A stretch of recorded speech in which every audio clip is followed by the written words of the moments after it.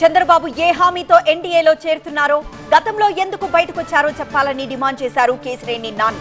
ప్రత్యేక హోదా, రాజధానిపై బీజేపీ ఏం హామీ ఇచ్చిందని తిరిగి కలుస్తున్నారో స్పష్టం చేయాలన్నారు. ఆ రోజు మోడీ గారిని ఎందుకు వ్యతిరేకించావు, ఎన్డీఏ నుంచి ఎందుకు బయటకు వచ్చావు, మరి ఆ రోజుకి ఈ రోజుకి మార్పు ఏంటి? ఇవాళ ఉన్న స్పెషల్ కేటగిరీ స్టేటస్ ఇస్తాను మోడీ గారిని ప్రామిస్ చేశాడా? కలిస్తే ఈరోజు రైల్వే జోన్ ఇస్తానని చెప్పిన మోడీ గారు ప్రామిస్ చేశాడా? అట్లాగే ఈ రోజున విభజన హామీలన్నీ క్లియర్ చేస్తానని మోడీ గారు అని చెప్పాడా? ఈరోజు మోడీ గారికి ఆ రోజు లక్ష కోట్ల రూపాయలు రాజధాని కాడ నిర్మించడానికి కావాలని అడిగావు మోడీ గారిని, ఇవ్వలేదన్నావు.